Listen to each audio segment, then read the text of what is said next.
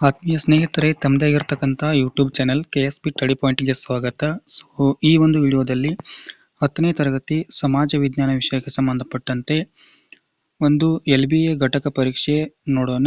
ಇದು ಎರಡನೇ ಒಂದು ಘಟಕ ಪರೀಕ್ಷೆ ಆಗಿರ್ತದೆ.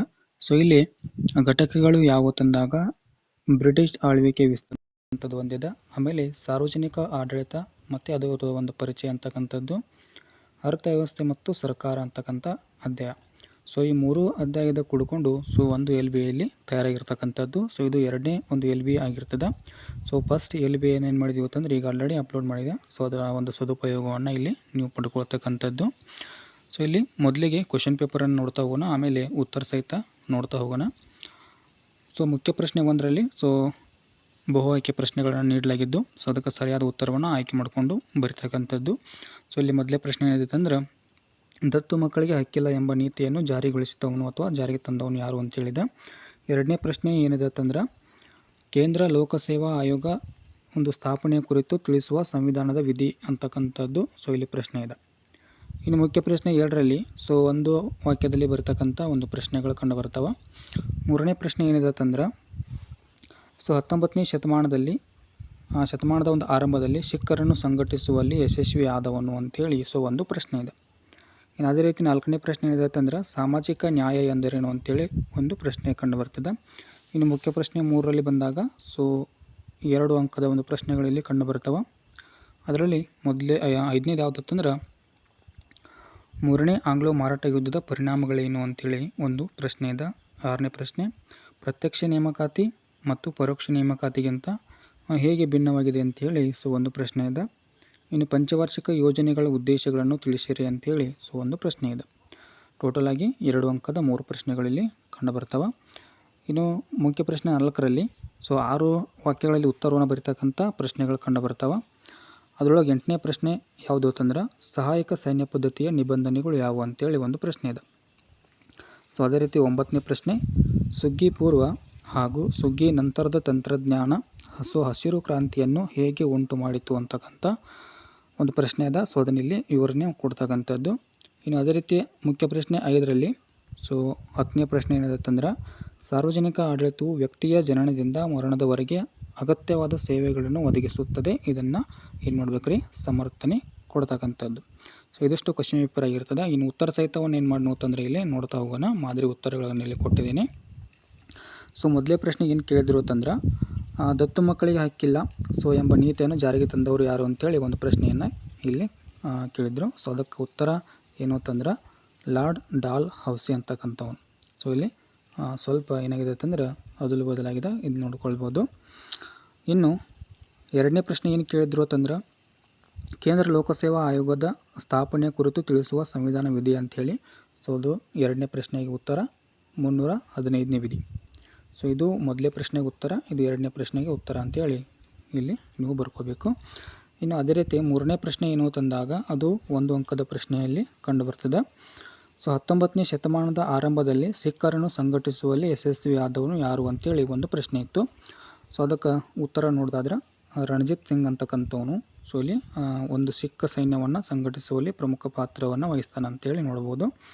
4ನೇ ಪ್ರಶ್ನೆ ಏನಂತಂದ್ರೆ, ಸಾಮಾಜಿಕ ನ್ಯಾಯ ಎಂದರೇನು ಅಂತೇಳಿ ಪ್ರಶ್ನೆ ಇದೆ. ಹಾಗಾದರೆ ಸಾಮಾಜಿಕ ನ್ಯಾಯ ತಂದಾಗ ಇಲ್ಲಿ ನೋಡ್ರಿ, ಆದಾಯ ಮತ್ತು ಸಂಪತ್ತು ಇದು ಎಲ್ಲ ಜನರ ಮಧ್ಯೆ ಸಮಾನವಾಗಿ ಹಂಚಿಕೆ ಆಗೋದಕ್ಕೆ ಏನಂತೇಳಿ ಕರಿತೀವಿ ಅಂತಂದ್ರೆ ಸಾಮಾಜಿಕ ನ್ಯಾಯ ಅಂತೇಳಿ ಕರಿತೀವಿ. ಇನ್ನು ಮುಖ್ಯ ಪ್ರಶ್ನೆ 3ರಲ್ಲಿ ಬಂದಾಗ 5ನೇ ಪ್ರಶ್ನೆ ಏನಿತ್ತು ಅಂದ್ರೆ, 3ನೇ ಆಂಗ್ಲೋ ಮರಾಠ ಯುದ್ಧದ ಪರಿಣಾಮಗಳೇನು ಅಂತೇಳಿ ಪ್ರಶ್ನೆ ಇತ್ತು. ಅದಕ್ಕೆ ಉತ್ತರವನ್ನು ಇಲ್ಲಿ ನೋಡ್ತಾ ಹೋಗೋಣ. ಇಲ್ಲಿ ನೋಡ್ರಿ, ಮರಾಠ ಮನೆತನಗಳು ಏನಂತಂದ್ರೆ ಯುದ್ಧದಲ್ಲಿ ಏನಾಗ್ತಾವೆ ಅಂತಂದ್ರೆ ಸೋಲ್ತಾವ. ಇನ್ನು ಬಾಜಿರಾಯಿನು ಕೋರೆಗಾಂವ್ ಮತ್ತು ಅಷ್ಟೇ ಯುದ್ಧಗಳಲ್ಲಿ ಏನು ಮಾಡ್ತಾನೆ ಅಂತಂದ್ರೆ ಸೋಲನ್ನು ಅನುಭವಿಸ್ತಾನೆ. ಇನ್ನು ಬ್ರಿಟಿಷರು ಪೇಶ್ವೆ ಪದವಿಯನ್ನು ಏನು ಮಾಡ್ತಾರೆ ಅಂತಂದರೆ ಇಲ್ಲಿ ಕೊನೆಯದಾಗಿ ರದ್ದುಗೊಳಿಸ್ತಾರೆ. ಅಷ್ಟೇ ಅಲ್ಲದೆ ಬಾಜಿರಾಯನಿಗೆ ವಿಶ್ರಾಂತಿ ವೇತನವನ್ನು ಇಲ್ಲಿ ಕೊಡ್ತಕ್ಕಂಥದ್ದು. ಇನ್ನು ಬ್ರಿಟಿಷರು ಪ್ರತಾಪ ಸಿಂಹನನ್ನು ಏನು ಮಾಡ್ತಾರೆ ಅಂತಂದ್ರೆ ಒಂದು ಪ್ಲೇಸ್ ಯಾವುದು ಅಂತಂದರೆ ಇಲ್ಲಿ ಸತಾರ ಅಂತಕ್ಕಂಥ ಒಂದು ಪ್ಲೇಸ್ನಲ್ಲಿ ರಾಜನನ್ನಾಗಿ ಏನು ಮಾಡ್ತಾರೆ ಅಂತಂದರೆ ಇಲ್ಲಿ ಮಾಡ್ತಾರೆ. ಇದಿಷ್ಟೇನಂತಂದರೆ ಇಲ್ಲಿ 3ನೇ ಆಂಗ್ಲೋ ಮರಾಠ ಯುದ್ಧದ ಪರಿಣಾಮಗಳಂತೇಳಿ. ಇನ್ನು 6ನೇ ಪ್ರಶ್ನೆ ಏನಿತ್ತು ಅಂತಂದ್ರೆ, ಪ್ರತ್ಯಕ್ಷ ನೇಮಕಾತಿ ಮತ್ತು ಪರೋಕ್ಷ ನೇಮಕಾತಿಗಿಂತ ಹೇಗೆ ಭಿನ್ನವಾಗಿದೆ ಅಂತೇಳಿ ಒಂದು ಪ್ರಶ್ನೆ ಇತ್ತು. ಅದನ್ನು ವ್ಯತ್ಯಾಸ ರೂಪದಲ್ಲಿ ನೀವು ಬರೀತಕ್ಕಂಥದ್ದು. ಮೊದಲೇದು ಪ್ರತ್ಯಕ್ಷ ನೇಮಕಾತಿ ಅಂತೇಳಿ ನೋಡ್ತೀವಿ. ಸೊ ಈ ಪ್ರತ್ಯಕ್ಷ ನೇಮಕಾತಿಯನ್ನು ಏನಂತೇಳಿ ಕರಿತೀವಿ ಅಂತಂದ್ರೆ ನೇರ ನೇಮಕಾತಿ ಅಂತೇಳಿ ಕರಿತೀವಿ. ಸೊ ಈ ಒಂದು ನೇಮಕಾತಿಯಲ್ಲಿ ಅರ್ಹ ಅಭ್ಯರ್ಥಿಗಳನ್ನು ಸ್ಪರ್ಧಾತ್ಮಕ ಪರೀಕ್ಷೆಗಳ ಮೂಲಕ ಏನು ಮಾಡ್ತೀವಿ ಅಂತಂದ್ರೆ ಇಲ್ಲಿ ಆಯ್ಕೆಯನ್ನು ಮಾಡ್ತಕ್ಕಂಥದ್ದು. ಇನ್ನು ಅದೇ ರೀತಿ ಅಭ್ಯರ್ಥಿಗಳು ಕೆಲವು ಸಾಮಾನ್ಯ ಮತ್ತು ವಿಶೇಷ ಅರ್ಹತೆಗಳನ್ನು ಇಲ್ಲಿ ಹೊಂದಿರಬೇಕಾಗ್ತದೆ. ಸೊ ಇದರಲ್ಲಿ ಪ್ರತ್ಯಕ್ಷ ನೇಮಕಾತಿಯಲ್ಲಿ. ಇನ್ನು ಅದೇ ರೀತಿ ಜನಪ್ರಿಯ ಮತ್ತು ವೈಜ್ಞಾನಿಕ ವಿಧಾನ ಯಾವುದು ಅಂತಂದ್ರೆ ಪ್ರತ್ಯಕ್ಷ ನೇಮಕಾತಿ ಅಂತಕ್ಕಂಥದ್ದು. ಇನ್ನು ಪರೋಕ್ಷ ನೋಡೋದಾದ್ರೆ ಇಲ್ಲಿ ಪರೋಕ್ಷ ನೇಮಕಾತಿಯಲ್ಲಿ ನೋಡೋದಾದ್ರೆ ಪರೋಕ್ಷ ನೇಮಕಾತಿಯನ್ನು ಆಂತರಿಕ ನೇಮಕಾತಿ ಅಂತೇಳಿ ಅದನ್ನು ಕರಿತೀವಿ. ಇನ್ನು ಈಗಾಗಲೇ ಸರ್ಕಾರಿ ಸೇವೆಯಲ್ಲಿರೋರನ್ನು ಮೇಲ್ದರ್ಜೆಯ ಹುದ್ದೆಗಳಿಗೆ ನೇಮಕ ಮಾಡೋದು ಒಂದು ವಿಧಾನ ಯಾವುದು ಅಂತಂದ್ರೆ ಪರೋಕ್ಷ ನೇಮಕಾತಿ ಅಂತೇಳಿ. ಈಗ ಆಲ್ರೆಡಿ ಸೇವೆಯಲ್ಲಿ ಇರ್ತಕ್ಕಂಥವ್ರಿಗೆ ಈ ಒಂದು ಹುದ್ದೆಗಳಿಗೆ ನೇಮಕ ಮಾಡ್ತಕ್ಕಂಥ ಒಂದು ಪರೀಕ್ಷೆ ಅಥವಾ ನೇಮಕಾತಿ. ಇನ್ನು ನಿಗದಿತ ವಿದ್ಯಾರ್ಹತೆ ಮತ್ತು ಸೇವಾ ಹಿರಿತನದ ಒಂದು ಆಧಾರದ ಮೇಲೆ ಏನು ಮಾಡ್ತೀವಿ ಅಂತಂದ್ರೆ ಮೇಲ್ದರ್ಜೆಗೆ ಒಂದು ಹುದ್ದೆಗೆ ನೇಮಕ ಮಾಡ್ತೀವಿ. ಇದನ್ನು ಇನ್ನೊಂದು ವಿಧಾನ ಅಂತೇಳಿ ಕರಿತೀವಿ ಪದೋನ್ನತಿ ಅಥವಾ ಬಡ್ತಿ ವಿಧಾನ ಅಂತೇಳಿ ಕರಿತೀವಿ. ಪ್ರಮೋಷನ್ ಅಂತೇಳಿ ಕರಿತೀವಲ್ಲ, ಆ ಒಂದು ವಿಧಾನ ಇಲ್ಲಿ ಪರೋಕ್ಷ ನೇಮಕಾತಿ ಆಗಿರ್ತದೆ. ಓಕೆ, ಇದಿಷ್ಟು ಏನಂತಂದ್ರೆ 6ನೇ ಪ್ರಶ್ನೆಗೆ ಉತ್ತರ ಬರೀತಕ್ಕಂಥದ್ದು. ಇನ್ನು 7ನೇ ಪ್ರಶ್ನೆ ಏನಿತ್ತು ಅಂತಂದ್ರೆ ಪಂಚವಾರ್ಷಿಕ ಯೋಜನೆಗಳ ಒಂದು ಉದ್ದೇಶಗಳನ್ನು ತಿಳಿಸಿ ಅಂತೇಳಿ ಒಂದು ಪ್ರಶ್ನೆ. ಮೊದಲನೇದಾಗಿ ಬಡತನವನ್ನು ನಿರ್ಮೂಲನೆ ಮಾಡ್ತಕ್ಕಂಥದ್ದು, ಅದೇ ರೀತಿ ಜನರ ಜೀವನ ಮಟ್ಟವನ್ನು ಗರಿಷ್ಠ ಮಟ್ಟಕ್ಕೆ ಹೆಚ್ಚಿಸುವುದು ಅಥವಾ ಒಂದು ರೀತಿಯಲ್ಲಿ ಸುಧಾರಣೆ ಮಾಡ್ತಕ್ಕಂಥದ್ದು.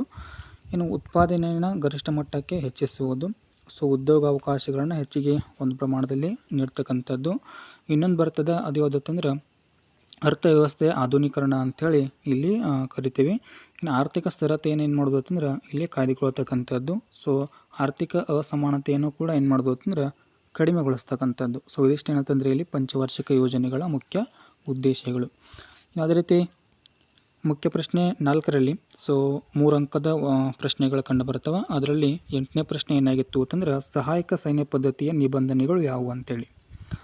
ಹಾಗಾದ್ರೆ ಸಹಾಯಕ ಸೈನ್ಯ ಪದ್ಧತಿಯ ನಿಬಂಧನೆಗಳು ಯಾವುವು ತಂದಾಗ ಮೊದಲೇದು ಇಲ್ಲಿ ಭಾರತೀಯ ರಾಜನ ಏನು ಮಾಡಬೇಕಂತಂದ್ರೆ ಬ್ರಿಟಿಷ್ ಸೈನಿಕ ತುಕಡಿಯನ್ನು ತನ್ನ ಒಂದು ರಾಜ್ಯದಲ್ಲಿ ಇರಿಸಿಕೊಳ್ಬೇಕು. ಇದೊಂದು ಏನಂತಂದ್ರೆ ಮೊದಲೇ ಒಂದು ನಿಬಂಧ ಅಥವಾ ಒಂದು ಷರತ್ತು ಅಂತೇಳಿ ಕರಿತೀವಿ.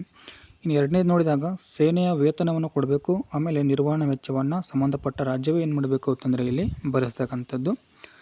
ಇನ್ನು ಇಲ್ಲವೇ ನಿರ್ದಿಷ್ಟ ಕಂದಾಯ ಬರ್ತಕ್ಕಂಥ ಪ್ರದೇಶವನ್ನು ಯಾರಿಗೆ ಬಿಟ್ಟು ಕೊಡ್ಬೇಕು ರೀ? ಬ್ರಿಟಿಷ್ ಒಂದು ಸೈನ್ಯಕ್ಕೆ ಅಥವಾ ಬ್ರಿಟಿಷ್ ಕಂಪ್ನಿಗೆ ಏನು ಮಾಡಬೇಕಂದ್ರೆ ಇಲ್ಲಿ ಬಿಟ್ಕೊಡ್ತಕ್ಕಂಥದ್ದು. ಇನ್ನು ರಾಜನು ತನ್ನ ಆಸ್ಥಾನದಲ್ಲಿ ಬ್ರಿಟಿಷ್ ರೆಸಿಡೆಂಟನ್ನು ನೇಮಕ ಮಾಡಿಕೊಳ್ಬೇಕು. ಬ್ರಿಟಿಷರ ಅನುಮತಿ ಇಲ್ಲದೆ ಏನಪ್ಪ ಅಂದ್ರೆ ಇಲ್ಲಿ ಆ ಆಸ್ಥಾನದಲ್ಲಿ ಯಾವುದೇ ಒಂದು ಯುರೋಪಿಯನ್ ಇಲ್ಲಿ ನೇಮಕ ಮಾಡಿಕೊಳ್ಳುವಂತಿಲ್ಲ. ಅದೇ ರೀತಿ ಯುದ್ಧ ಆಗಿರ್ಬೋದು ಅಥವಾ ಒಪ್ಪಂದ ಅಥವಾ ಸಂಧಾನ ಅಂತೇಳಿ ಕರಿತೀವಿ, ಅದಾಗಿರ್ಬೋದು, ಅದನ್ನು ಮಾಡ್ಕೊಳ್ಬೇಕಾಗಿತ್ತು ಅಂದ್ರೆ ಗವರ್ನರ್ ಜನರಲ್ನ ಒಂದು ಸಮ್ಮತಿ ಇಲ್ಲಿ ತೆಗೆದುಕೊಳ್ಬೇಕು ಅಂಥೇಳಿ. ಇಷ್ಟೆಲ್ಲ ಏನಪ್ಪ ಅಂತಂದ್ರೆ ದೇಶೀಯ ರಾಜ್ಯ ಅಥವಾ ಭಾರತೀಯ ರಾಜನು ನಿರ್ವಹಿಸಿದ್ದೇ ಆದಲ್ಲಿ ಕಂಪ್ನಿ ಏನು ಮಾಡ್ತಿತ್ತು ಅಂದ್ರೆ ಆ ಸಂಬಂಧಪಟ್ಟ ರಾಜ್ಯಕ್ಕೆ ಅಥವಾ ಸಹಾಯಕ್ಕೆ ಇರ್ತಕ್ಕಂಥ ಒಂದು ರಾಜ್ಯಕ್ಕೆ ಆಂತರಿಕ ಮತ್ತು ಬಾಹ್ಯ ರಕ್ಷಣೆಯನ್ನು ಏನು ಮಾಡ್ತಿತ್ತು ಅಂತಂದ್ರೆ ಕೊಡ್ತಾ ಇತ್ತು. ಇದಿಷ್ಟು ಏನಂತಂದರೆ ಇಲ್ಲಿ ಸಹಾಯಕ ಸೈನ್ಯ ಪದ್ಧತಿಯ ನಿಬಂಧನೆ ಅಂತೇಳಿ ನಾವಿಲ್ಲಿ ನೋಡ್ತೀವಿ. ಇನ್ನು 9ನೇ ಪ್ರಶ್ನೆ ಏನಾಗಿತ್ತು ಅಂತಂದ್ರೆ ಸುಗ್ಗಿ ಪೂರ್ವ ಮತ್ತು ಸುಗ್ಗಿ ನಂತರದ ತಂತ್ರಜ್ಞಾನ ಹಸಿರು ಕ್ರಾಂತಿಯನ್ನು ಹೇಗೆ ಉಂಟು ಮಾಡಿತು, ಇದನ್ನು ವಿವರಿಸಬೇಕು. ಇಲ್ಲಿ ನೋಡ್ರಿ, ಇಲ್ಲಿ ಸುಗ್ಗಿ ಪೂರ್ವ ತಂತ್ರಜ್ಞಾನ ಅಂತೇಳಿ ನೋಡ್ತೀವಿ. ಇದರಲ್ಲಿ ಇರ್ತಕ್ಕಂಥ ಅಂಶಗಳು ಯಾವುದಂದ್ರೆ ಹೆಚ್ಚು ಇಳುವರಿ ನೀಡ್ತಕ್ಕಂಥ ಬೀಜಗಳ ಒಂದು ಬಳಕೆ ಆಗ್ತದೆ. ಅದೇ ರೀತಿ ಗೊಬ್ಬರ ಮತ್ತು ಕ್ರಿಮಿನಾಶಕಗಳ ಒಂದು ಬಳಕೆ ಆಗ್ತದೆ. ನೀರಾವರಿ ಸೌಲಭ್ಯಗಳ ಇಲ್ಲಿ ವಿಸ್ತರಣೆ ಆಗ್ತದೆ. ಆಮೇಲೆ ಸುಧಾರಿತ ತಂತ್ರಜ್ಞಾನದ ಒಂದು ಬಳಕೆ ಇಲ್ಲಿ ಕಂಡುಬರ್ತದೆ. ಸಾಲ ಆಗಿರ್ಬೋದು ಮತ್ತು ಸಹಾಯಧನಗಳ ಒಂದು ವ್ಯವಸ್ಥೆ ಕೂಡ ಇಲ್ಲಿ ಈ ಸುಗ್ಗಿ ಪೂರ್ವ ತಂತ್ರಜ್ಞಾನದಲ್ಲಿ ಕಂಡುಬರ್ತದೆ. ಓಕೆ, ಇನ್ನು ಸುಗ್ಗಿ ನಂತರದ ತಂತ್ರಜ್ಞಾನದಲ್ಲಿ ಬಂದಾಗ ಇಲ್ಲಿ ನ್ಯಾಯಯೋಚಿತವಾಗಿರ್ತಕ್ಕಂಥ ಬೆಲೆ ಆಗಿರ್ಬೋದು, ಹೆಚ್ಚುವರಿ ಉತ್ಪನ್ನಗಳ ಒಂದು ಸಂಸ್ಕರಣೆ ಆಗಿರ್ಬೋದು, ಇನ್ನು ಅದೇ ರೀತಿ ಮಾರುಕಟ್ಟೆಗಳ ಸುಧಾರಣೆ ಆಗಿರ್ಬೋದು, ಉಗ್ರಾಣ ಮತ್ತು ಶೈತ್ಯಾಗಾರಗಳ ಒಂದು ಬಳಕೆ ಅಥವಾ ನಿರ್ಮಾಣ ಆಗಿರ್ಬೋದು. ಇದಿಷ್ಟು ಸುಗ್ಗಿ ನಂತರದ ತಂತ್ರಜ್ಞಾನ. ಎಲ್ಲ ಅಂಶಗಳಿಂದ ಏನು ಉಂಟಾಗ್ತಿತ್ತು ಅಂದ್ರೆ ಹಸಿರು ಕ್ರಾಂತಿ ಅಂತಕ್ಕಂಥದ್ದು ಉಂಟಾಗ್ತದೆ. ಹಸಿರು ಕ್ರಾಂತಿ ಅಂತಂದರೆ ಇಲ್ಲಿ ಆಹಾರ ಧಾನ್ಯಗಳ ಉತ್ಪಾದನೆಯಲ್ಲಿ ಆಗಿರ್ತಕ್ಕಂಥ ಒಂದು ಬದಲಾವಣೆ ಅಂತೇಳಿ ನೋಡ್ತೀವಿ. ಓಕೆ, ಈ ನೆಕ್ಸ್ಟು ಮುಖ್ಯ ಪ್ರಶ್ನೆ 5ರಲ್ಲಿ ಬಂದಾಗ 4 ಅಂಕದ ಒಂದು ಪ್ರಶ್ನೆ ಇಲ್ಲಿ ಕಂಡುಬರ್ತದೆ. ಅದು 10ನೇ ಪ್ರಶ್ನೆ ಏನಂತಂದರೆ ಇಲ್ಲಿ ಸಾರ್ವಜನಿಕ ಆಡಳಿತವು ವ್ಯಕ್ತಿಯ ಜನನದಿಂದ ಮರಣದವರೆಗೆ ಅಗತ್ಯವಾದ ಸೇವೆಗಳನ್ನು ಒದಗಿಸ್ತದೆ. ಅದನ್ನು ಸಮರ್ಥಿಸಬೇಕಾಗಿತ್ತು. ಇಲ್ಲಿ ನೋಡ್ರಿ, ಮೊದಲೇ ಒಂದು ಅಂಶ ಏನಂತಂದ್ರೆ ಶಾಂತಿ ಹಾಗೂ ಸುವ್ಯವಸ್ಥೆಯನ್ನು ಕಾಪಾಡೋದು ಯಾವುದಂತಂದ್ರೆ ಸಾರ್ವಜನಿಕ ಆಡಳಿತ. ಅದೇ ರೀತಿ ಜನರ ಪ್ರಾಣ ಆಗಿರ್ಬೋದು, ಆಸ್ತಿಯ ರಕ್ಷಣೆಯನ್ನು ಕೂಡ ಮಾಡ್ತದೆ. ಇನ್ನು ನ್ಯಾಯವನ್ನು ಒದಗಿಸ್ತದೆ, ಶಿಕ್ಷಣವನ್ನು ಕೊಡ್ತದೆ. ಅದೇ ರೀತಿ ಉದ್ಯೋಗ ಅವಕಾಶಗಳನ್ನು ಕೂಡ ಇಲ್ಲಿ ಈ ಸಾರ್ವಜನಿಕ ಆಡಳಿತ ಅಂತಕ್ಕಂಥದ್ದು ನಮಗೆ ಕೊಡ್ತದೆ. ಇನ್ನು ಅವಶ್ಯಕ ವಸ್ತುಗಳನ್ನು ಕೂಡ ಏನು ಮಾಡ್ತೈತೆ ಅಂದ್ರೆ ಪೂರೈಕೆ ಮಾಡ್ತದೆ. ಇನ್ನು ದೇಶದ ರಕ್ಷಣೆ ಮಾಡ್ತದೆ. ಸೊ ಆರ್ಥಿಕ ಸಮಾನತೆಯನ್ನು ಉಂಟು ಮಾಡ್ತದೆ. ಸೊ ಇವಿಷ್ಟು ಅಂಶಗಳನ್ನ ಏನಂತಂದರೆ ಇಲ್ಲಿ ನಿಮಗೆ ಬರೀತಕ್ಕಂಥದ್ದು. ಸೊ ಇದೇನಂತಂದ್ರೆ SSLC ಸಮಾಜ ವಿಜ್ಞಾನ ವಿಷಯಕ್ಕೆ ಸಂಬಂಧಪಟ್ಟಂತೆ LBA ಘಟಕ ಪರೀಕ್ಷೆ 2 ಆಗಿರ್ತದೆ. ಸೊ ವಿಡಿಯೋ ಇಷ್ಟ ಆದರೆ ಲೈಕ್ ಮಾಡಿ, ಶೇರ್ ಮಾಡಿ ಮತ್ತು ಸಬ್ಸ್ಕ್ರೈಬ್ ಮಾಡೋದನ್ನು ಮರಿಬೇಡಿ ಅಂತ ಹೇಳ್ತಾ, ಸೊ ಈ ಒಂದು ವಿಡಿಯೋನ ಇಲ್ಲಿಗೆ ಮುಗಿಸ್ತಾ ಇದ್ದೀನಿ. Thank you.